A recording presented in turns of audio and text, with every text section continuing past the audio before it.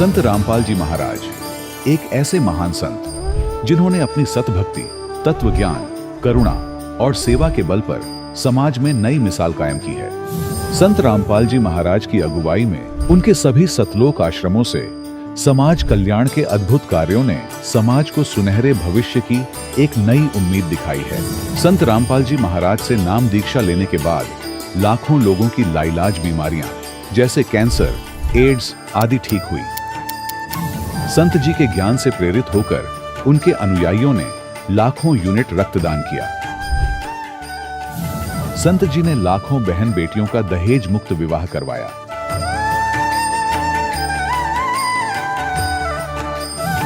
संत जी ने लाखों लोगों का नशा छुड़वाया, करोड़ों उजड़े परिवार बसे। संत जी के आश्रमों में समागम के दौरान निःशुल्क नेत्र चिकित्सा, दंत चिकित्सा प्रदान की जाती है। संत रामपाल जी महाराज द्वारा समय समय पर पर्यावरण संरक्षण के उद्देश्य से बड़े स्तर पर वृक्षारोपण किया जाता है। संत जी ने जरूरतमंदों को तत्काल राहत पहुंचाने के लिए एम्बुलेंस सेवा शुरू की। संत जी अपने अनुयायियों को देहदान के लिए प्रेरित करते हैं, जिससे मानवता की सेवा और चिकित्सा क्षेत्र में सुधार हो सके। संत रामपाल जी महाराज के सभी आश्रमों में हर रोज निःशुल्क भंडारा आयोजित किया जाता है, जहां हर वर्ग, हर जाति और हर धर्म के लोग एक साथ बैठकर भोजन करते हैं।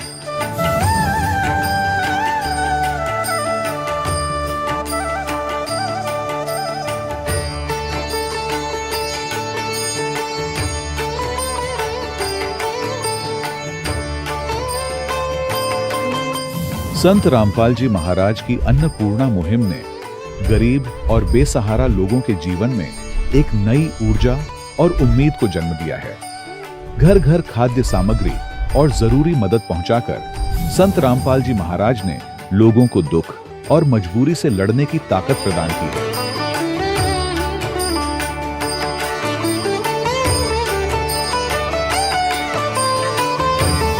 संत रामपाल जी महाराज द्वारा गरीब लोगों के लिए घर बनवाने का अद्भुत कार्य एक ऐसी मिसाल कायम कर रहा है जो सदियों सदियों संत जी की उदारता और दया भावना के तौर पर जाना जाएगा।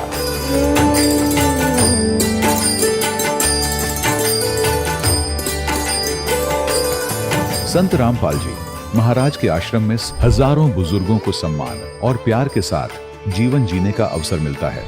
उनके खाने, रहने और स्वास्थ्य की पूरी जिम्मेदारी संत रामपाल जी महाराज उठाते हैं। अनाथ बच्चों के लिए संत रामपाल जी महाराज के सभी आश्रम किसी वरदान से कम नहीं। यहाँ उन्हें शिक्षा, संस्कार और भविष्य के लिए बेहतर अवसर प्रदान किए जाते हैं। चाहे बाढ़ हो, भूकंप या महामारी, संत रामपाल जी महाराज और उनके अनुयायी हमेशा ही जरूरतमंदों के लिए सबसे आगे खड़े रहते हैं। कोविड महामारी के दौरान संत रामपाल जी महाराज के आश्रमों से करोड़ों लोगों के लिए भोजन, दवाइयां और जीवन रक्षक सामग्रियां उपलब्ध कराई गई। चाहे गरीब की मदद हो या किसी शोषित और पीड़ित वर्ग के हक और सम्मान की लड़ाई, संत रामपाल जी महाराज ने हमेशा ही उनकी दबी आवाज को सरकारों तक पहुंचाया है और उन्हें उचित न्याय दिलवाने में अहम भूमिका अदा की है। समाज में आध्यात्मिक और सामाजिक मूल्यों के प्रति जागरूकता लाने में संत रामपाल जी महाराज हर कदम पर मानवता के सच्चे सेवक साबित हुए हैं। संत रामपाल जी महाराज का जीवन हमें सिखाता है कि सच्ची सेवा वही है जो निस्वार्थ भाव से की जाए। आइए हम भी इस महान सेवा के कार्य में इस महान संत से जुड़ें और संत रामपाल जी महाराज से नाम दीक्षा लेकर अपने जीवन को धन्य बनाएं।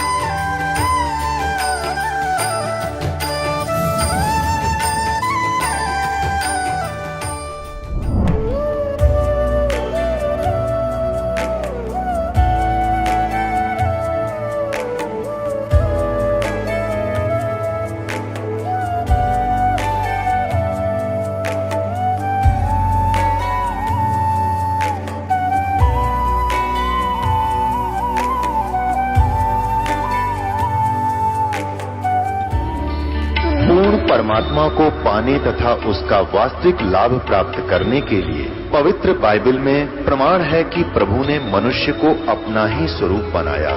6 दिन में सृष्टि रचकर 7वें दिन विश्राम किया।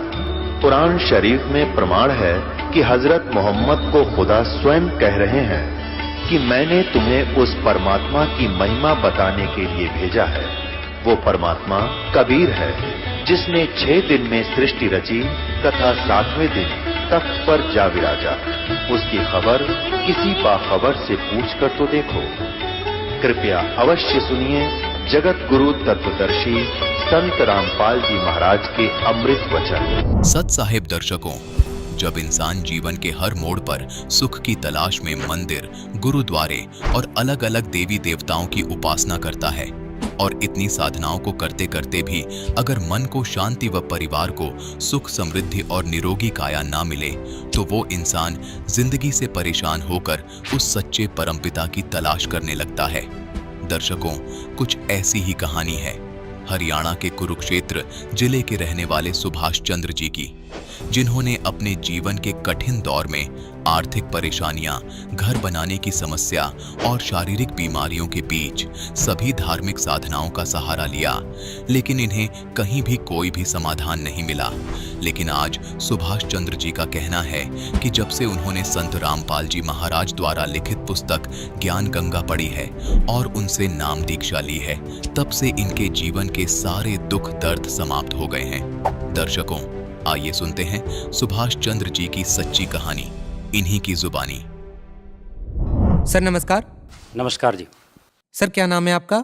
मेरा नाम है सुभाष चंद्र जी। सुभाष जी कहाँ से आए हैं आप? मैं लाडवा, जिला कुरुक्षेत्र, हरियाणा से आया हूँ। सर आपने संत रामपाल जी महाराज जी से नाम दीक्षा कब ली? मैंने 18/4/2013 को संत रामपाल जी से नाम दीक्षा ली। संत रामपाल जी महाराज से नाम दीक्षा क्यों ली आपने? संत रामपाल जी से मैंने नाम दीक्षा इसलिए कि हम आध्यात्मिक की तरफ बढ़ रहे थे, तो उसकी तरफ हम गुरुद्वारा भी जाते थे, मंदिर में भी जाते थे, देवी पूजे भी करते थे और हमें कोई लाभ भी नहीं हो रहा था उन चीज़ों से। परंतु भाई हम फिर भी उनके ऊपर लगे हुए थे। तो गुरुद्वारे में जब जाते थे हम घंटा घंटा बैठ के वहाँ आँख मूंद के सतनाम वाहेगुरु का जाप करते थे, परंतु वहाँ हमें कोई लाभ नहीं हुआ। और एक बारी मैं ऐसे ही पोंटा साहिब गया था गुरुद्वारे में, जब ये यहाँ पर दान दीप करने के लिए जाते हैं, गुरु नानक जी का वह जन्मदिन होता है, तो उस पे गए थे।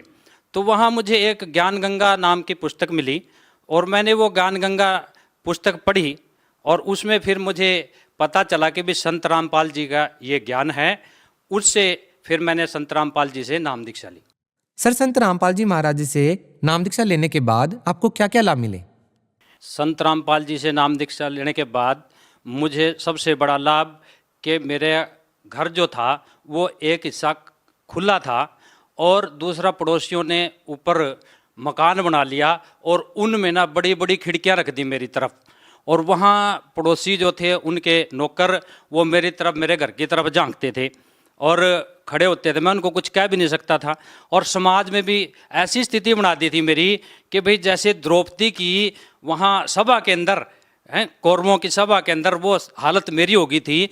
तो इस वजह से मैंने गुरु जी से फिर प्रार्थना की, तो गुरु जी ने भाई कहा भी परमात्मा दया करेंगे।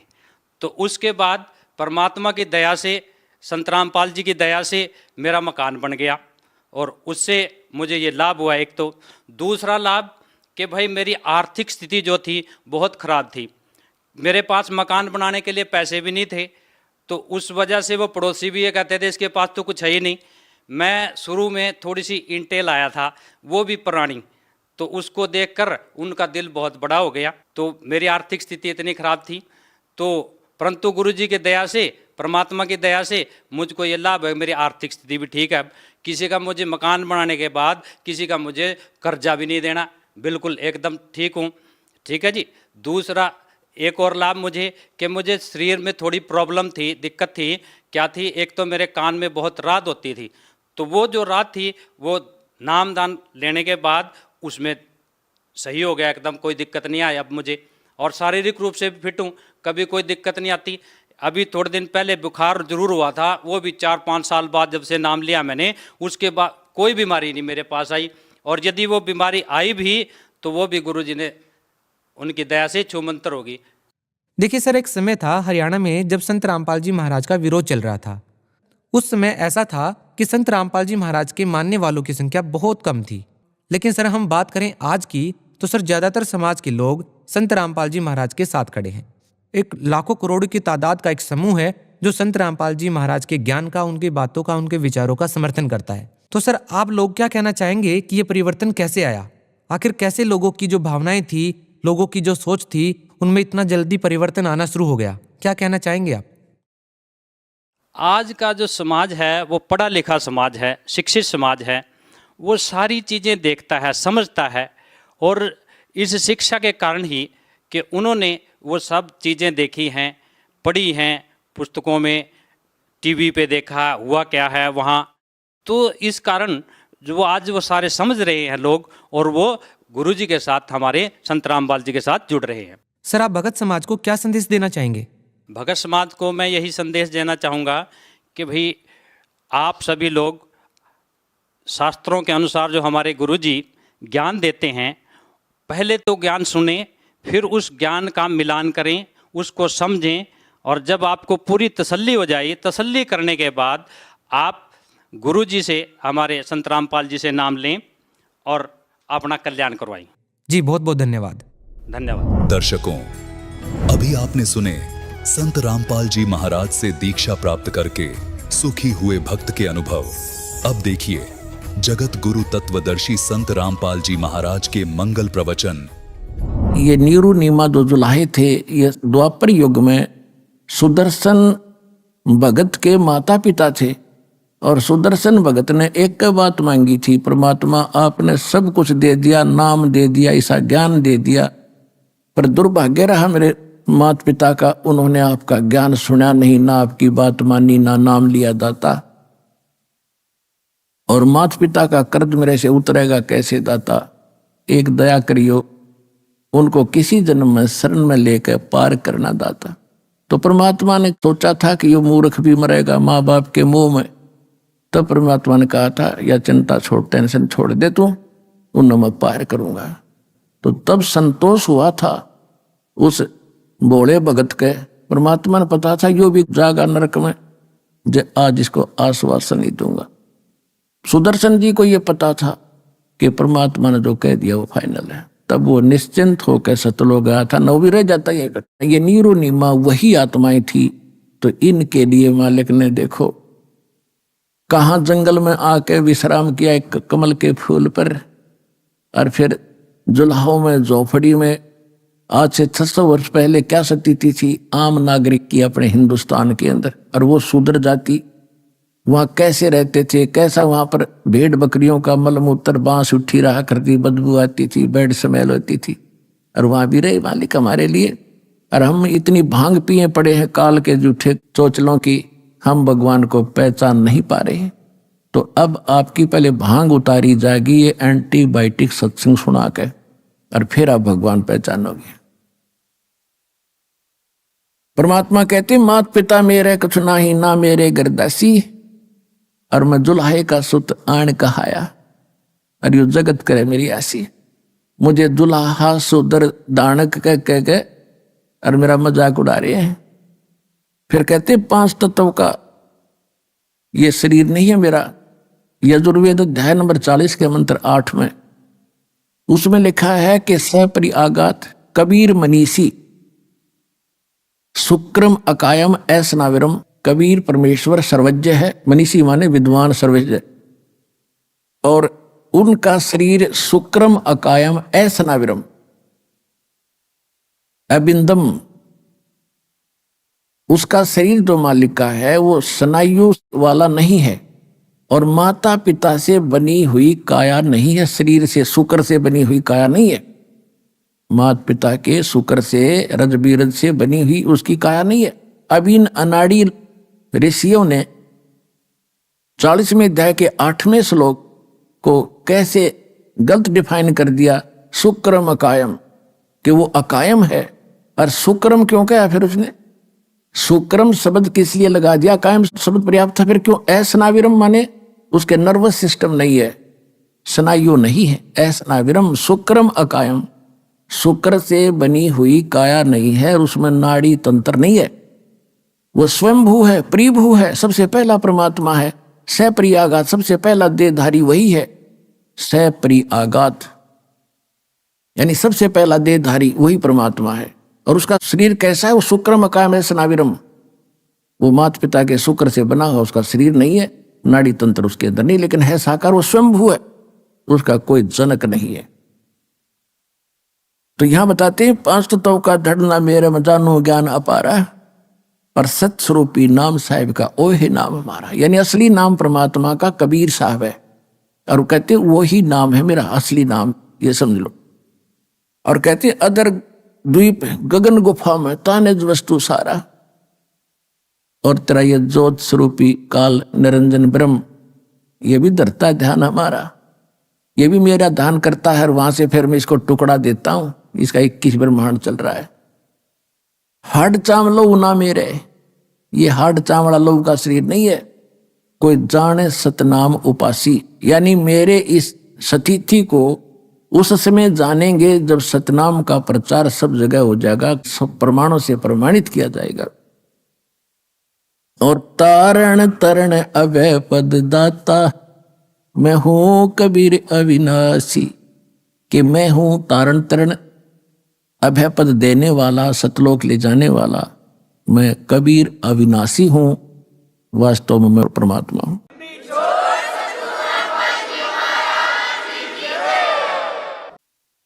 अब परमात्मा के कलयुग के अंदर प्राकट्य के विषय में जानकारी देंगे। पहले थोड़ी भूमिका बनाते हैं कि नीरू और नीमा जिनको परमात्मा लहर तारा तालाब काशी नगर यानी बनारस में मिले थे तालाब में, वो कौन थे ये आपको पहले बता भी दिया। ये द्वापर युग के अंदर भगत सुदर्शन जी के माता पिता थे। इन्होंने उस समय परमात्मा के ज्ञान को स्वीकार नहीं किया था, ना नाम लिया था। सुदर्शन जी की प्रार्थना स्वीकार करके भगवान ने कहा था बेटा तू जा। और मालिक भी कहते हैं सोशल छिद्र मैं करूं अपने जन के काज, जो जन मेरी शरण है ताका हूं मैं दास, और गेल के लाग्या फिरूं जब तक धरती आकाश। और कहते भक्ति बीज होए जो हंसा, तारों तास के कोत्र वंशा। जो भक्ति मेरे ज्ञान को स्वीकार करके इस भक्ति के बीज को स्थापित कर लेगा, उसकी 101 पीढ़ी को पार करूंगा, यह भगवान का वचन है।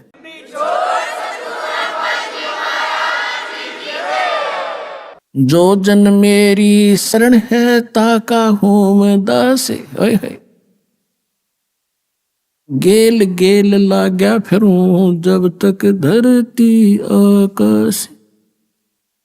आपके लिए भगवान कहां से पीछे पड़ा हुआ, पर आप बच्चे हो, आप आगे आगे हो, पिताजी पीछे पीछे घूम रहा है, आप भाग भाग कर दौड़ के और गिर जाते हो गड्ढे में, काल के गड्ढे में, 84 लाख योनियों में फिर पड़ जाते हो। फिर इंतजार करता है दयालु कि कब इनको मनुष्य जन्म मिले, कब इनको फिर सद्बुद्धि दूं, ये पहचाने मेरे को। तो पुण्यात्माओं अब वो समय आया है जो परमात्मा ने पूर्व निर्धारित किया था। अब इसके लिए हमने ज्ञान सुनना अनिवार्य है, क्योंकि ज्ञान के बिना हम परमात्मा से जुड़े नहीं रह सकते। क्योंकि कबीर साहब कहते हैं कि ज्ञान संपूर्ण हुआ नहीं, हृदय नहीं छिदाए, और देखा देखी भक्ति का यो रंग नहीं ठहरा। अब जैसे किसी ने सुन लिया कि हमें ये लाभ दे दिया, आश्रम में गए थे, हमें ये सुख हो गया, दूसरे भी देखा देखी आगे, उनको भी सुख हो गया, 1 हो गया, 2 हो गए, 3 हो गए, और चौथा ना होया छोड़ गए, फिर जाएंगे उड़े मत्था टेकन जहां पहले धक्के खाया करते, तो फिर भगवान हाथ उठा लेगा। तो इसलिए ज्ञान होना अनिवार्य है। ज्ञान होने के बाद आप यहां से नहीं जा सकते। लाभ हो रहा है या ना हो रहा है ये भगवान ने देखना है, क्योंकि आप जो चीज मांग रहे हो वस्तु, और वो आपको हानि कर रही हो आने वाले समय में, तो भगवान नहीं देगा आपको। तो कहने का भाव ये है कि सबसे पहले आपको ज्ञान से परिचित कराया जाएगा, और ज्ञान से परिचित होने के बाद फिर आपकी स्थिति कैसी हो जाएगी बंदी छोड़ दयाल जी तुम तक हमारी दौड़े, जैसे काग जहाज का फिर सूजत और न ठोरे। जैसे पुराने समय में समुद्री जहाज के अंदर, क्योंकि लंबा समय होता था, खाना खोना उसी में बनाते हैं खाते हैं, और उस पे कौवे बैठकर चल पड़ते थे कि ये खाना खाएंगे, टुकड़े डालेंगे, हम भी खाएंगे। वो खा रहे होते हैं तो उनके बैठकर चल पड़ते हैं, और रात भी ऊपर से उतर जाती है, कौवा ऊपर बैठा होता है। तो जहाज के जो चालक होते थे उनका जो दिशा निर्देशक होता था, एक वो इंस्ट्रूमेंट होता था नॉर्थ साउथ बताने वाला, उसको लेकर चलते थे। उसी आधार से अपनी दिशा निर्धारित करके वो चलते रहते थे। तो रात्रि के समय कई बार क्या होता था, कोई समुद्र में चुंबकीय चट्टानों के कारण दिशा निर्देशक जो होता था वो अपनी दिशा बदल जाता था, और अपने उस दिशा निर्देशक को जांच करने के लिए उनके पास एक फार्मूला था देसी, कि कौवे के अंदर परमात्मा ने एक ऐसा गुण दे रखा है कि वो बेशक रात ऊपर तो चली गई, लेकिन वो अंदर ही अंदर ये दृष्टि रखता है कि मैंने यहां से खतरा होगा तो मैंने वापस भागना है वहीं पर जहां से मैं चलाऊं। तो वो दिशा याद रखता, वो भूलता नहीं। ऐसा कंप्यूटराइज कर रखा है भगवान ने इस कौवे को।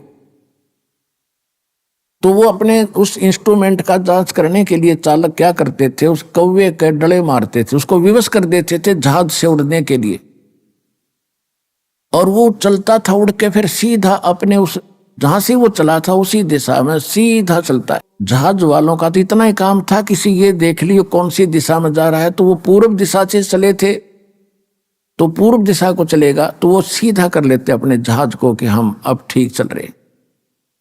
और जब कौवा 100-200 फुट 400 फुट उड़ता है, उसको कहीं और ठिकाना दिखाई नहीं देता उस जहाज के अतिरिक्त।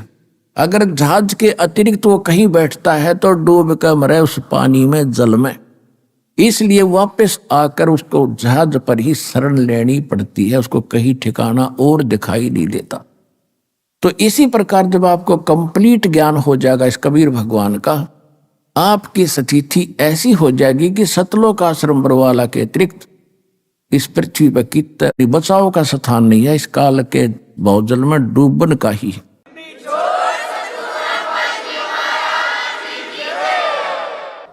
तो इसलिए आप जी को इतना विद्वान बनाया जा रहा है कि आपकी स्थिति फिर ऐसी हो जाए, बंदी छोड़ दयाल जी तुम तक हमारी दौड़े, जैसे काग जहाज का अब सूजत और न ठोरे। तो आज आपको परमात्मा आपके लिए कितना कष्ट उठा रहे हैं, कैसे आते हैं, और आप इतने अनजान हो गए, इतने गाफिल हो गए कि आप भगवान को नहीं पहचान पा रहे।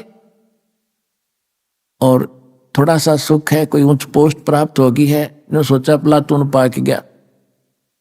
अब इन जो अधिकारी हैं छोटे या बड़े, इन साहब कह देते फूल जा, और जय इन भगत जी कह देते शर हो जा।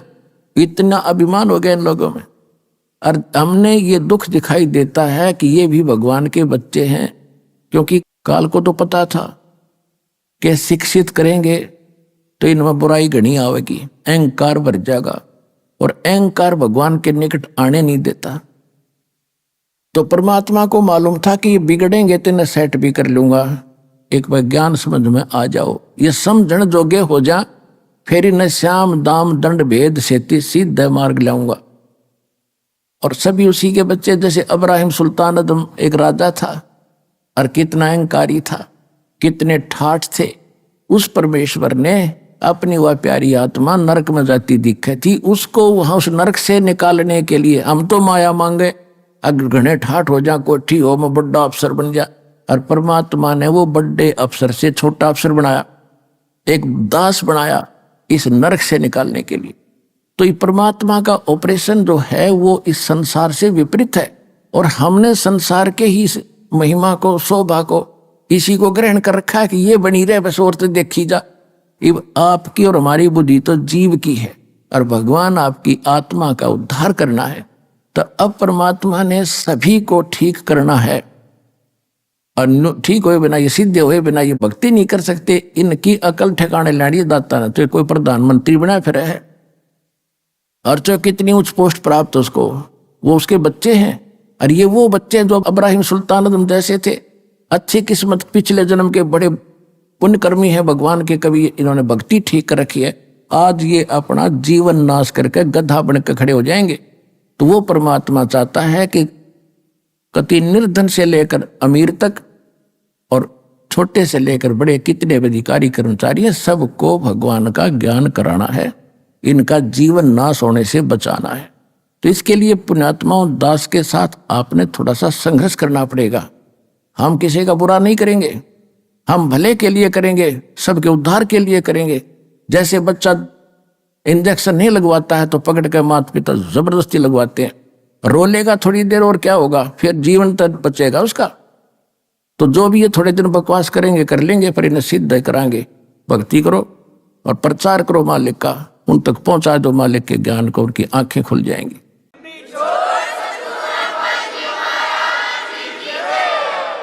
परमात्मा इसीलिए आते हैं। ये नीरू नीमा उसी जन्म में गौरी शंकर और सरस्वती नाम के ब्राह्मण ब्राह्मणी थे। इनका दोनों का संयोग फिर पति पत्नी का ही था। गौरी शंकर पुरुष का नाम था। ये बहुत अच्छा नेक व्यक्ति था, अच्छा ब्राह्मण था, किसी को गुमराह नहीं करता था, ना ये श्राद्ध श्रूद के चक्कर में ये नहीं पड़ता था। केवल शिव भगवान की कथा करके जनता को ज्ञान समझाता था, भगवान की महिमा बताता था जैसा इसको पता था। और उससे जो भी दक्षिणा आती थी उससे अपना निर्वाह करता था। और फिर भी कोई पैसा बच जाता था तो भंडारा करता था, धर्म में लगाता था। ऐसा नेक ब्राह्मण था और इसकी महिमा घनी होगी थी। बाकी तो रोजी रोटी वाले ब्राह्मण थे, तेरे ये करड़ाई आ गई है, तेरे ऊपर ये संकट है, इतने पैसे धर दे, इतने दान कर दे, फलाना कर दे, ये अटपट करणीय थे। तो उनकी महिमा कम होती जा रही थी और गौरी शंकर की यजमानों की संख्या बढ़ती जा रही थी। और पहले ये हमारे ब्राह्मण लोग शिक्षा इसीलिए ग्रहण करते थे कि हम ज्यादा इनकम कर सकेंगे। को काशी विद्यापीठ पढ़ कहा जाता था, तो उस क्षेत्र में उसी से सब अपनी क्रियाएं कराते थे, उसके खूब धन इकट्ठा होता था। जैसे आज शिक्षा का क्या उद्देश्य है, चाहे कोई डॉक्टर बनता हो, चाहे कोई इंजीनियर बनता है, और कोई किसी प्रकार की भी जो करता है, चाहे कोई वकालत करता है, तो वो इन सोचा घनी माया कमाऊंगा और कौन से ट्रेनिंग में कौन सी कोर्स करने से घनी माया मिलेगी। अब इतना उद्देश्य, बेशक चाहे कोई मानो चाहे मत मानो, इतना ही उद्देश्य लेकर पढ़ रहे हैं। फिर क्या है कि इसी प्रकार पहले ये ब्राह्मण लोग पढ़ा करते थे, अपने बच्चों को पढ़ा करते थे कि काशी विद्यापीठ पढ़ कर आ गया तो घनी कमाई करा करेगा, ठाठ हो जाएंगे। तो इसी कारण से उन ब्राह्मणों को ईर्षा होगी उस गौरी शंकर से। उधर से उस मुसलमान धर्म के जो राजा लोग थे वो दिल्ली के शासक रहे लगातार कंटिन्यू। तो मुसलमानों को पता चला, काजी और मुल्लाओं को, कि हिंदू धर्म का सबसे ज्यादा प्रचार ये गौरी शंकर कर रहा है। और उनको ये भी मालूम हुआ कि जो अन्य धर्म गुरु हैं वो सारे इसके विरोधी हैं। उसका फायदा उठाकर उन्होंने गौरी शंकर सरस्वती को जबरदस्ती मुसलमान बना दिया। उनके घर में अपना जूठा पानी छिड़क दिया, उनके मुंह में डाल दिया, और सब देखने वाले देख रहे थे। उन ब्राह्मणों को पता चला जो इससे ईर्षा रखते थे, उन्होंने सब जगह पंचायत करके कह दिया कि गौरी शंकर मुसलमान हो गया, इसको धर्म से जाति से निकाल दिया, इसको गंगा में स्नान करना बंद, इससे कोई भाईचारा बंद और इसके नाते रिश्ते बंद। अब वो ऐसा ही हो गया और उसके पास कोई चारा बचा नहीं। गौरी शंकर सरस्वती के पास उन्होंने मुसलमान धर्म स्वीकार करना पड़ा। अब समस्या आ गई रोजी रोटी की। पहले तो दक्षिणा आती थी, अब उन्होंने सोचा भी सस्ते में कौन सा काम शुरू हो। उन्होंने कपड़ा बुनन का काम सबसे आसान लगा, उसमें कोई पैसा नहीं लगता। 4 लकड़ के लठ गाड़ने होते हैं डंडे खुट्टे से, और तार पूरा अपना शुरू कर दिया। एक ला के वो छोटा सा काठ का बना होता है, लोहे का, बस उससे उसका गुजारा शुरू कर दिया। फिर भी इतने नेक थे कि अपना गुजारा करते थे, बच जाता था धर्म पुण्य पर। जैसा भी उस धर्म का ज्ञान था उसी तरह लगाने लगे। अब परमात्मा अपने पूरे वचनानुसार उनको आके संभालना ही था, और उसके साथ साथ फिर अपनी जो लीला वो करते हैं प्रत्येक युग में, वो भी करनी ही थी। इससे पहले थोड़ा ये बताना अनिवार्य हो गया कि नीरू और नीमा उनके नाम रख दिए। गौरी शंकर का नाम रख दिया नूर अली, उसको शॉर्टकट में नीरू कहा करते थे, और सरस्वती का नाम रख दिया नियामत, तो उसको कहने लगे नीमा। तो नीरू नीमा का गंगा घाट पर स्नान करना बंद कर दिया हिंदुओं ने, धर्म गुरुओं ने। तो उन्होंने सोचा कि कोई ऐसा स्थान खोजें जहां गंगा का ही जल बाहर आ रहा हो। तो एक लहर तारा नाम का एक सरोवर था, जिसमें गऊ घाटों के ऊपर से, जहाँ गऊ घाट बने होते थे, उनके ऊपर के वर्षा के दिनों में ओवरफ्लो होकर दरियाएं चलती हैं, तो तब झालों से उछल उछल कर जल और एक सरोवर का रूप ले लेता था, धारण कर लेता था। फिर वो सारा वर्ष बड़ा निर्मल जल रहता है, क्योंकि गंगा के जल में एक विशेषता है, वो खराब नहीं होता, बहुत स्वच्छ और निर्मल जल, उसमें कमल के फूल उगाए होते हैं। तो वो वहां स्नान करने जाने लगे, जो उनकी कुटिया से लगभग 4 किलोमीटर दूर था, 3.5-4 किलोमीटर। ये दास देख कर आया है। दास के साथ सैकड़ों भगत भी आपके भाई बहन गए थे, वहां देख कर आए थे। तो लहर तारा तालाब में वो प्रतिदिन स्नान करके आया करते थे। उसी सरोवर के ऊपर एक अष्टानंद नाम के एक ब्राह्मण थे, ऋषि, जो स्वामी रामानंद आचार्य के बड़े विद्वान पुरुष माने जाते थे, वो वेदों और गीता के, उनके शिष्य थे। तो वो भी वहां स्नान करने जाते थे प्रतिदिन, दूसरे किनारे पर, नीरुनिमा दूसरे किनारे पर स्नान करते थे।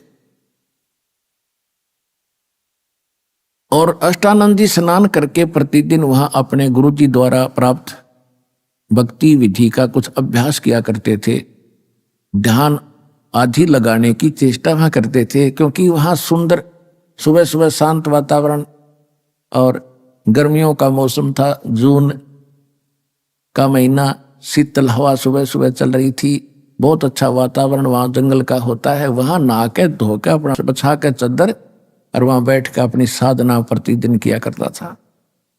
कुछ समय के लिए फिर चला आता था, उसमें स्नान करके ऐसे साधना करता था। तो परमात्मा सतलोक से चलकर परमेश्वर आए, कबीर जी, और एक शिशु रूप धारण बना करके कमल के फूल पर विराजमान हुए।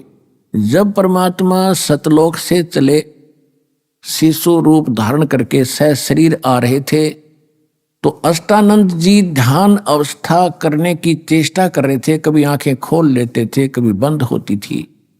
तो उसने क्या देखा कि आकाश से एक बहुत तेज प्रकाश का गोला सा और पूरी गति से आ रहा है।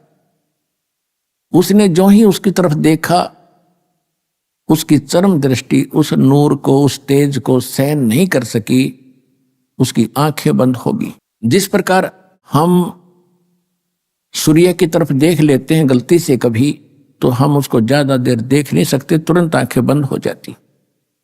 और आंखें बंद होती हैं या दूसरी तरफ करते हैं तो हमारी आंखों के सामने सूर्य का प्रकाश रहित एक आकृति दिखाई देती है। प्रकाश रहित एक आकृति हमारे आंखों में समा जाती है, और जिधर भी देखते हैं फिर वही दिखाई देती है। इसी प्रकार अष्टानंद ने जब उस गोले प्रकाश के पुंज को देखा, उसकी आंखें सहन नहीं कर सकी चरम दृष्टि, तो आंखें बंद हुई। तो क्या देखा, एक बालक दिखाई दिया, प्रकाश रहित नूर बालक का, आकृति बच्चे की दिखाई दी।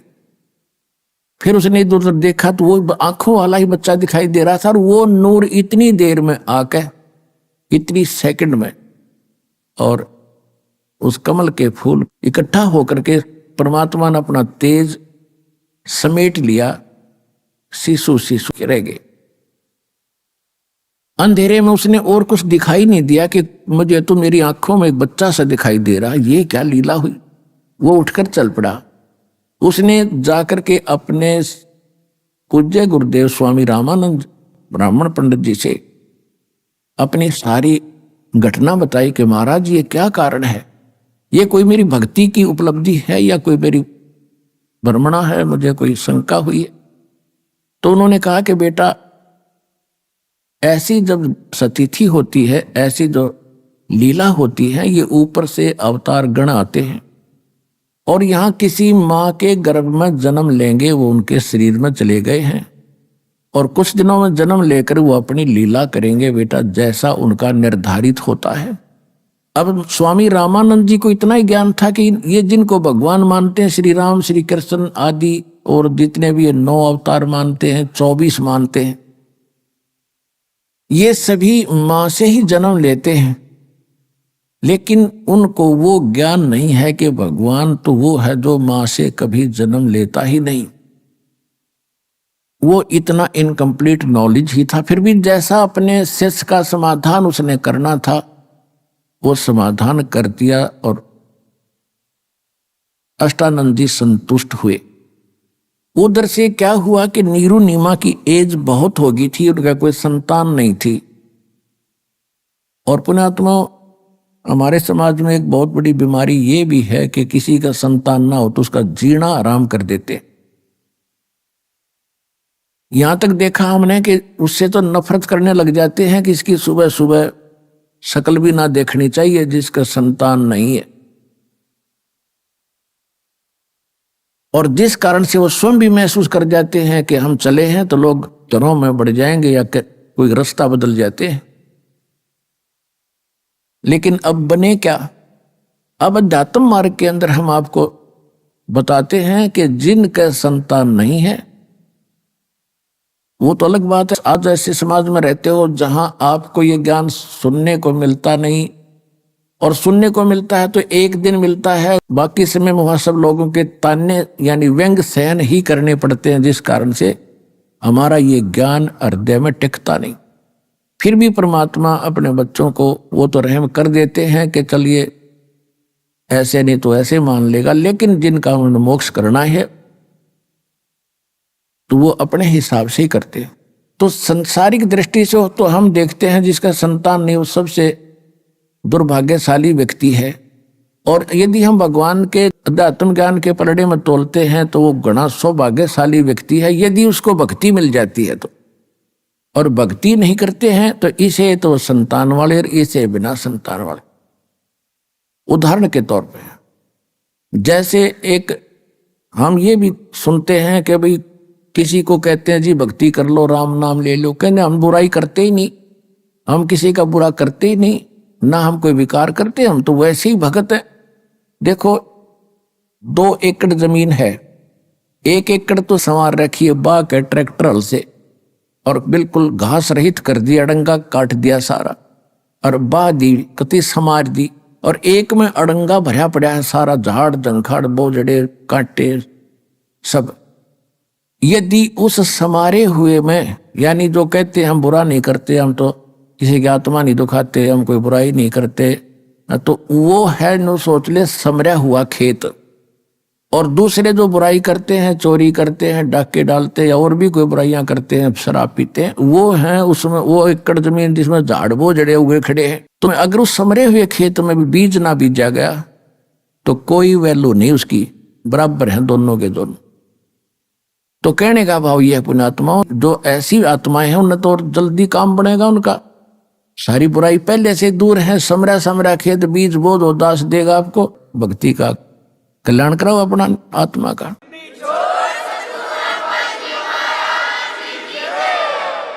तो इस प्रकार नीरू नीमा सुबह सुबह स्नान करने जाया करते थे। उस दिन पहले दिन ऐसी कोई रिश्तेदार आ गई दूर निकट की, जिसने नीमा का इंजेक्शन ला दिए पहले दिन। बताइए भगवान एक जातक तो देना ही था, एक बालक हो जाता था क्या, तेरा भी समाज में सिर हो जाता, साझा हो जाता। बता बच्चे बिना कैसे जीवन जियोगे, बुढ़ापे में कौन तुम्हारी उंगली पकड़ेगा। तो ऐसे इंजेक्शन वो समाज के लग गए। वह तो चली गई इंजेक्शन ला के, और नीमा सारी रात करवट बदलती रही। नींद नहीं आई है भगवान, बच्चा बिना क्या होगा, संसार में कैसे जिया जाएगा। नीरू ने उठाया कि चलो स्नान करने चलते हैं। वो चल पड़ी। रास्ते में रो रही है, बुरी तरह बिलख रही है कि हे भगवान क्या तेरे घर में, क्योंकि उस समय भी वो शंकर भगवान को हृदय से उतार नहीं सके थे। बेशक से मुसलमान भी बन गए थे और मुसलमानों वाली साधना भी वो कर रहे थे, लेकिन अंतःकरण में उनका भगवान शंकर की छाप न्यों की न्यों थी। और किसी भी आपदा के अंदर उसी से प्रार्थना किया करते थे। और कह रही थी, रो रही थी कि हे शंकर भगवान, क्या आपके घर में बच्चों की कमी होगी परमात्मा, एक मुझे भी दे देते तो मेरा भी संसार में साझा हो जाता। बुरी तरह रो रही थी। नीरू ने कहा कि नीमा, यदि हमारे भाग्य में होता तो भगवान दे ही देते। आंखें खराब कर लेगी रो रो के, कोई उंगली पकड़ने वाला है नहीं, और दूना दुख हो जाएगा, ना रो। ऐसे कहते कहते वो लहर तारा नामक उस सरोवर पर पहुंच गए। अष्टानंद वहां से जा चुका था। पहले नीमा ने स्नान किया।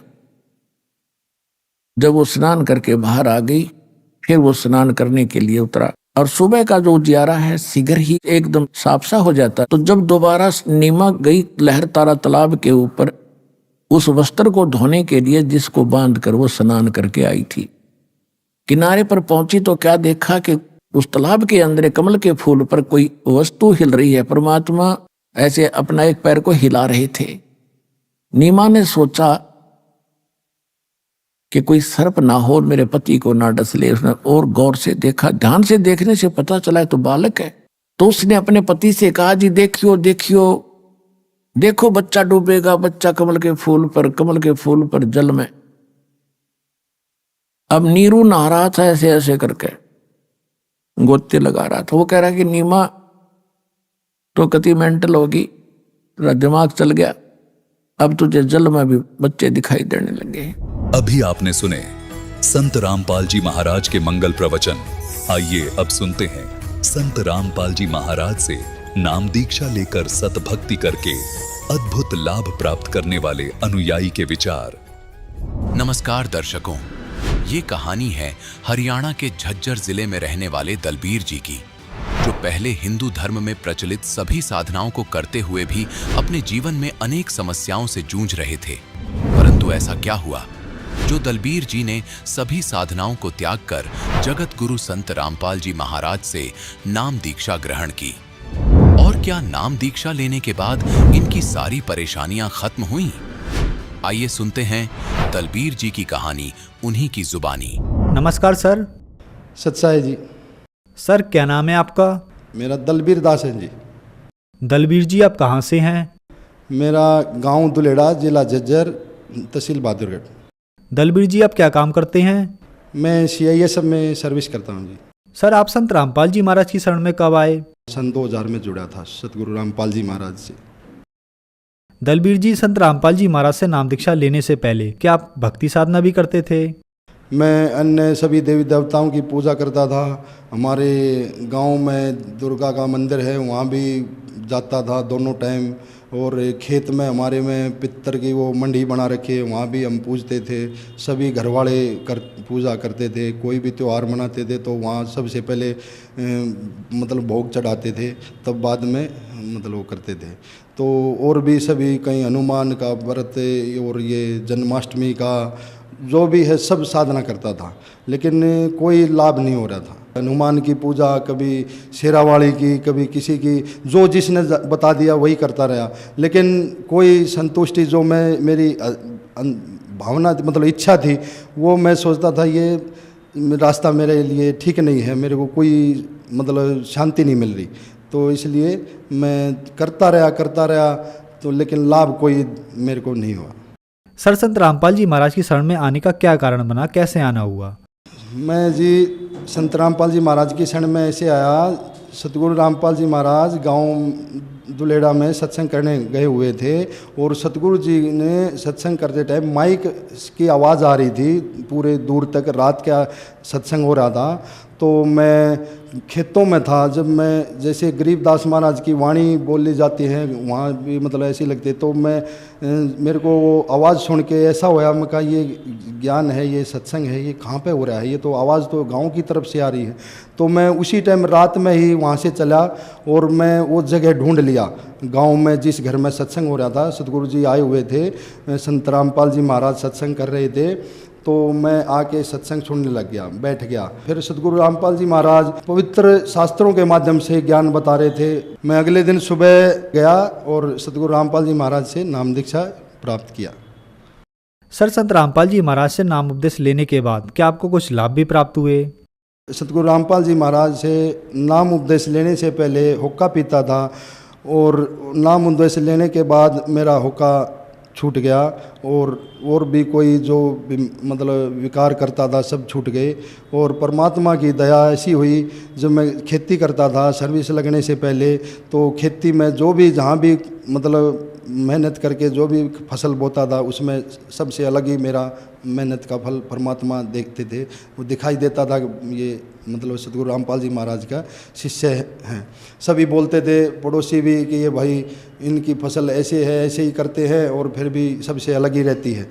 और उसके बाद मैं सतगुरु रामपाल जी महाराज से उपदेश लेने के बाद सर्विस के लिए बहुत ट्राई किया, बहुत किया। लास्ट में मेरिट लिस्ट में छटता था, तो गुरुजियों से एक बार प्रार्थना लगाई थी, तो गुरुजियों ने बोला बेटा जो नहीं होया वो तेरे लिए अच्छा है। तो उसके बाद मैं पूछा नहीं गुरुजियों से, मैं सोच लिया जो मालिक का आदेश है, जो परमात्मा ने बोल दिया वो मेरे लिए अच्छा है। तो मैं लास्ट मेरा चांस था, एज मेरी पार हो रही थी, 2 महीने बचे थे, तो CISF की भर्ती निकली, ओपन भर्ती थी। मैं भर्ती में गया तो मेरे को सब कुछ अजीब सा लग रहा है। हर एक मैं किसी को जानता नहीं था, सभी मेरे से ऐसा व्यवहार कर रहे थे जैसे ये मेरे को पहले से ही जानते हैं। इतने प्यार से बोलते थे। इंस्पेक्टर और DC लास्ट तक मेरा नाम तक नहीं पूछा, लेकिन उन्होंने हर इवेंट पे मेरे साथ थे। ऐसे बोलते हाँ भाई पहलवान ये कर देगा, हो जाएगा। फिजिकल मेरा अच्छा हो गया और टेस्ट हो गया। टेस्ट होने के बाद मेरा इंटरव्यू हुआ। इंटरव्यू हो रहा था, जब कमांडेंट ने मेरे से क्वेश्चन पूछे वो तो मैं बताया जैसा भी मेरे से आया। और DC के पास गया, जब DC ने बोला बैठ पहलवान कुर्सी पे बैठ जा, तो मैं बोला नहीं जी ये हमारे लिए नहीं है। बोला नहीं बैठ बैठ। तो उसने 3 बार बोला तो मैं बैठ गया कुर्सी पे। तो उसने खाली और कुछ नहीं पूछा मेरे से, एक ही बात पूछा, बेटा नौकरी कर लेगा? मैं बोला सर नौकरी मिलेगी तो करेंगे, नौकरी के लिए तो मैं आया हूँ। तो बोला ठीक है, और क्या करता है अभी? मैं कहा खेती बाड़ी करता हूँ। बोला मतलब खेती बाड़ी कर, वो शादी कर लिया? मैं कहा हाँ शादी भी हो गया जी। तो बोला पहलवानी क्यों छोड़ा तूने? माँ जी घर की सिचुएशन ऐसी थी और खेती बाड़ी कर रहा हूँ अब तो मैं कई साल से, और नौकरी मिली नहीं इसलिए मैं पहलवानी छोड़ दिया। तो बोला ठीक है जाके बैठ जा लाइन में। मतलब मैं वहाँ उठ के अपने बैठ गया वहाँ पे। तो मेरा 2 महीने के बाद मेडिकल लेटर आ गया और मेरे को मतलब मेडिकल में भी पास होया। जब मेडिकल कराने जा रहा था तो वो कमांडेंट लाइन में बैठा था। कमांडेंट ने मेरे को कमर में हाथ मार के बोला हाँ पहलवान ठीक है? मैं कहा हाँ सर ठीक हूँ। बोला मेडिकल हो गया? मैं कहा नहीं सर अभी नंबर नहीं आया है। बोला चिंता मत करना सब ठीक हो जाएगा। तो परमात्मा की ऐसी रजा हुई, मैं सोच भी नहीं सकता। मैं किसी को जानता नहीं, कुछ नहीं, तो मेरे को सभी नाम भी नहीं पूछ रहे मेरा, पहलवान पहलवान करके। और मेरा मतलब मेडिकल में संत रामपाल जी महाराज की कृपा ऐसी हुई, मतलब अगले दिन परमात्मा ने ऐसा किया 7 के साथ ज्वाइनिंग लेटर दे दिया और बोला इतने तारीख को वहाँ हैदराबाद रिपोर्ट करना है। तो उसके बाद परमात्मा की ऐसी रजा हुई, जब मैं ये 9 साल नौकरी होगी मेरी, तब मैं ये विदेश के लिए मतलब UN मिशन हैती वहाँ नॉर्थ अमेरिका में पड़ता है, वहाँ के लिए हमारी CSF जाती है 140 आदमी 1 साल। 2008 से शुरू हुआ और 2018 तक गए हैं। तो मैं 2-3 बार कोशिश किया और हमारा जो मैं फायर में हूँ तो मैं फायर के उससे हमारी 2 ही वैकेंसी थी। तो 2 वैकेंसी में मैं सोचा भी था कि हमारा कहाँ नंबर आएगा। तो बाकी सब जीडी के थे। तो उसमें मैं ट्राई किया, मगर चलो परमात्मा का नाम लेके फार्म तो भर ही देता हूँ। उसमें शर्त कर रखी थी 5 साल सर्विस कंप्लीट और रिकॉर्ड बिल्कुल क्लियर होना चाहिए और ACR वेरी गुड से नीचे नहीं होना चाहिए। तो मेरा सब शर्त ठीक था, वो मैं भर दिया, फार्म आ गया, मेरा टेस्ट के लिए डेट आ गया। टेस्ट 2 बार दिया, 2 बार देने के बाद मेरा नंबर तो नहीं आया फिर, लेकिन मैं सोच लिया अब मैं नहीं भरूंगा फार्म। तो तीसरी बार मैं टेस्ट दे के आ गया और मेरे को उम्मीद भी नहीं था, मैं सोचा भी नहीं था, लेकिन मैं ये सोच लिया था अब मैं टेस्ट नहीं दूंगा। तो परमात्मा की ऐसी दया हुई, मेरे को एक सब इंस्पेक्टर ने मेरे को फ़ोन करके, मैं तो ड्यूटी में था, तो बताया, बोला दलबीर, बोला तेरा उसमें हैती में नंबर पड़ गया। मैं बोला सच में सर? बोला हाँ। बोला अरे तेरे को पता नहीं? मैं बोला मैं तो, मेरे को मालूम नहीं अभी कब लिस्ट निकला है। तो परमात्मा सदगुरु रामपाल जी महाराज ने मेरे को ऐसे चमत्कार दिखाए, मतलब मैं सोच भी नहीं सकता। जो मैं ऐसा ही पढ़ा लिखा भी ज़्यादा नहीं हूँ, मैं मैट्रिक पास से भर्ती हुआ था और बाद में +2 किया था, और मैं एक मैट्रिक पास के उस थे, और परमात्मा ने, मैं खेती बाड़ी करने वाला, और मेरे को ये दिखा दिया बेटा तू चिंता मत कर, मैं तेरे साथ हूँ। तो ऐसे ऐसे मेरे साथ अनहोनी हुई है। बंदी छोड़ सदगुरु रामपाल जी महाराज ने ऐसे चमत्कार दिखाए, सभी मेरे से यूनिट में भी पूछ रहे हैं अब तेरी कोई खास जुगाड़ था, तेरा कोई पक्का मतलब जुगाड़ था इसलिए तेरा होया है कि किसका कैसे क्या किया तने? मैं बोला मेरा परमात्मा बंदी छोड़ सदगुरु रामपाल जी महाराज हैं, वो मालिक हैं, वो मतलब ऐसे जो चाहे सो कर सकते हैं। परमात्मा मैं सोच भी नहीं सकता, ऐसे मेरे को दिखाया परमात्मा ने।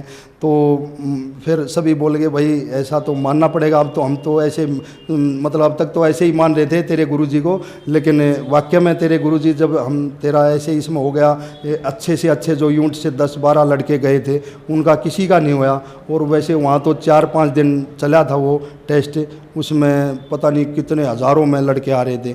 तो उसमें हमारी 2 वैकेंसी में, और मेरा परमात्मा बंदी छोड़ सदगुरु रामपाल जी महाराज ने उसमें भी नंबर गिरा। और 2017 में मैं मार्च में गया और अप्रैल 2018 में वापस आया। 1 साल में विदेश के लिए भी मेरा परमात्मा बंदी छोड़ सदगुरु रामपाल जी महाराज की कृपा से वो भी मैं ड्यूटी करके आया बाहर। एक बार मैं कर्नाटक में पोस्टिंग थी मेरी, और मेरी कमर में इतना पेन हो रहा था, मैं बर्दाश्त नहीं हो रहा था, और मैं 1-2 बार दवाई ले लिया, लेकिन उससे थोड़ा आराम हो रहा है, अगले दिन फिर वैसे ही दर्द हो रहा है। तो मैं हॉस्पिटल गया, जाने के बाद उन्होंने बोला आपको MRI कराना पड़ेगा, तब देखेंगे। तो उन्होंने बोला आज ही करा के ले आओ, कल डॉक्टर आ रहा है बेंगलोर से, वो देख लेगा आपकी रिपोर्ट। तो मैं MRI करा के आया, शाम तक उनको रिपोर्ट ला के वापस डॉक्टर को दिखाया। तो डॉक्टर ने बोला कि आपका ऑपरेशन होगा पक्का, और जितना जल्दी होगा उतना जल्दी करा लें, नहीं तो इसमें आपको पैरालाइसिस हो सकता है। तो मैं बोला सर वैसे नहीं हो सकता? बोला नहीं वैसे नहीं होगा। बोला आपकी अगर इच्छा है तो कल बड़ा डॉक्टर आ रहे हैं 2, एक बेंगलोर से आ रहा है, एक हैदराबाद से आ रहा है, उनको दिखा ले, अगर वो बोल देंगे वैसे मेडिसिन लेने से हो जाएगा तो हमको कोई दिक्कत नहीं। तो उसमें मैं अगले दिन टोकन लेके, नंबर आया मेरा 2 बजे, और सुबह मैं 9 बजे लाइन में लग गया था। तो उन्होंने देखा मेरा, जाते ही नाम पुकारा, बोला दलबीर, आप दलबीर? मैं कहा हाँ सर दलबीर मेरा नाम है। बोला आपका तो बहुत मतलब क्रिटिकली केस है, इसमें ऑपरेशन के बगैर आप ठीक नहीं हो सकते। मैं बोला सर ऑपरेशन तो, कमर का ऑपरेशन बहुत ख़तरनाक है, मैं कैसे क्या करूँगा, मैं ड्राइवर हूँ, मैं गाड़ी कैसे चलाऊँगा? तो बोला ये तो कुछ नहीं, अब तो करा ले, नहीं तो जितना लेट होगा तेरे को मतलब पैरालाइसिस होगा पक्का, तेरी रीढ़ की हड्डी में 1.5 इंच का गैप है, तो आपकी रिपोर्ट बता रही, हम नहीं बता रहे। तो मैं बोला सर ठीक है। मैं कहा कैसे, कितना क्या खर्चा आएगा इसमें? बोला 1 लाख रुपया खर्चा आएगा। और बोला आप क्या करते हो? मैं बोला मैं CI सब में जॉब मतलब सर्विस करता हूँ। बोले ठीक है, आपका 0 बैलेंस, मतलब खर्चा कोई नहीं होगा, वो CSF की तरफ से, प्लांट की तरफ से होगा। ठीक है सर। तो मैं वो बोला हम आपको वहाँ बेड खाली हो जाएगा तब आपको फ़ोन करेंगे, मेरा फ़ोन नंबर लेंगे। तो 1-1.5 महीने के बाद उन्होंने फ़ोन किया। तो उससे पहले मैं बंदी छोड़ सदगुरु रामपाल जी महाराज से सोच लिया मैं ऐसे ऑपरेशन नहीं कराऊंगा। तो परमात्मा के अरदास लगाई, तो मेरा जैसे अगले दिन मैं पूछा मतलब अरदास लगाने के बाद भक्तों ने बताया कि कल पता कर लेना। तो मैं अगले दिन फ़ोन करके पूछा वहीं से ड्यूटी से, तो भक्तों ने बताया बंदी छोड़ सदगुरु रामपाल जी महाराज का आदेश है कि बेटा परमात्मा दया करेंगे और सब ठीक हो जाएगा, ऑपरेशन नहीं कराना। तो जैसे मेरे साथ इतना मेरा बुरा हाल हो रहा था कि मैं एक बैठ के खड़ा होने में भी मेरे को दिक्कत हो रही थी, रात में पैर सीधे नहीं होते थे मेरा। और मैं जैसे सुबह ए शिफ्ट जाते टाइम मेरे को जैसे फ्रेश होने के लिए बैठता था लैट्रिन, तो मैं दीवार पकड़ के खड़ा होता था, इतना मेरे को था। तो जैसे अरदास लगाई परमात्मा बंदी छोड़ सदगुरु रामपाल जी महाराज ने मेरी ऐसी पुकार सुनी, तो अगले दिन मैं सुबह जैसे उठा मतलब फ्रेश होके, तो मैं एकदम झटके से उठा। तो मैं सोचा कहीं मेरे साथ कोई वैसा तो नहीं हो रहा है। तो मैं फिर दोबारा बैठा, फिर उठा, फिर दूसरी बार बैठा, तीसरी बार फिर उठा।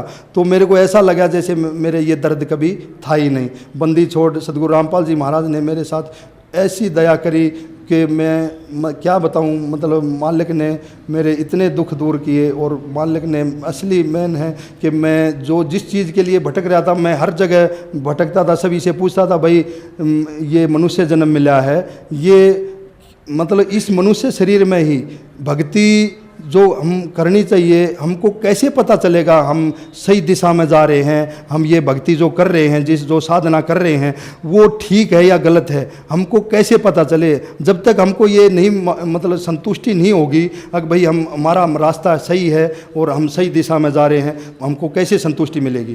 तो बंदी छोड़ सदगुरु रामपाल जी महाराज की ऐसी दया हुई कि सन 2000 में उपदेश लेने के बाद जो सत्य ज्ञान था, अमृत ज्ञान था, पवित्र शास्त्रों के माध्यम से ज्ञान था, उसमें मैं 3 सत्संग सुने। मैं भी इस तरह नीच आत्मा था, मैं फर्स्ट बार सेकंड बार तो मतलब ऐसे ही सुन के वापस उठ के आ गया। और तीसरी बार बंदी छोड़ सदगुरु रामपाल जी महाराज की कृपा हुई और जब मैंने उपदेश लिया और मेरे साथ ऐसे ऐसे चमत्कार हुए।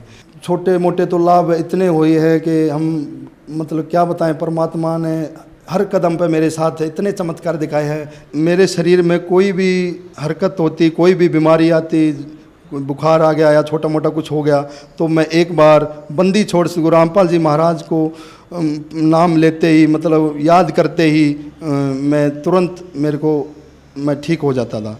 और ऐसे मालिक ने मेरे को ऊपर इतनी रजा की है, पर बंदी छोड़ सदगुरु रामपाल जी महाराज ने इतनी रजा की है, मालिक ने मतलब मेरा का जीवन सफल हो गया कि बंदी छोड़ सदगुरु रामपाल जी महाराज की शरण में आने के बाद मेरे को समझो इस मनुष्य जन्म का मतलब असली जो लाभ मिलना था वो मालिक बंदी छोड़ सदगुरु रामपाल जी महाराज के चरणों में आने के बाद मिला। सर, जो दर्शक आज आपको टीवी पर देख रहे हैं, आप उनको क्या संदेश देना चाहेंगे? मैं भक्त समाज को और ये मानव जाति में जो भी जीव हैं इनको यही संदेश देना चाहता हूँ कि इस मनुष्य शरीर में आके और इस परमात्मा का ज्ञान, एक मनुष्य शरीर का मिलना और इस भक्ति मार्ग मिलना, तो ये परमात्मा कभी कभी रजा होती है कि भगवान आए हुए हैं, बंदी छोड़ सदगुरु रामपाल जी महाराज परमात्मा आए हुए हैं और इनका ज्ञान सुनो और इनका सत्संग सुनो और पुस्तक पढ़ के कैसे भी इस अनमोल जीवन को व्यर्थ मत गवाओ। ये समय फिर बार बार नहीं मिलेगा, क्योंकि परमात्मा आना और मनुष्य शरीर का मिलना ये मालिक की कोई पिछले जन्म के संस्कार होते हैं, मालिक ही दया करते हैं। और परमात्मा में जो भी इस मानव जाति में हैं, बंदी छोड़ सदगुरु रामपाल जी महाराज की सत्संग सुन के ज्ञान समझ के कैसे भी इस मालिक की शरण में आओ और अपना कल्याण कराओ। ये नहीं तो मनुष्य जन्म व्यर्थ गंवाने से ऐसे ही पशु की तरह जीने के जाना पड़ेगा। सर, संत रामपाल जी महाराज से नाम उपदेश कैसे ले सकते हैं? बंदी छोड़ सदगुरु रामपाल जी महाराज से नाम उपदेश लेने के लिए जैसे हमारे टीवी चैनल हैं और सभी टीवी चैनलों पर नीचे एक पट्टी चलती है, उसमें सभी जगह के हर डिस्ट्रिक्ट के नंबर हैं जहाँ भी हमारा नामदान सेंटर है, और वहाँ से मतलब उनको फ़ोन नंबर लेके और फ़ोन से संपर्क करके जहाँ भी जिस जगह नज़दीक पड़ता है उसी डिस्ट्रिक्ट में जाके उपदेश ले सकते हैं। धन्यवाद सर। सत साहिब।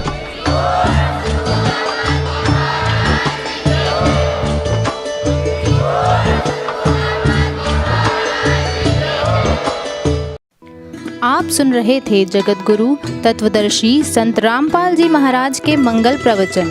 अधिक जानकारी के लिए संपर्क करें।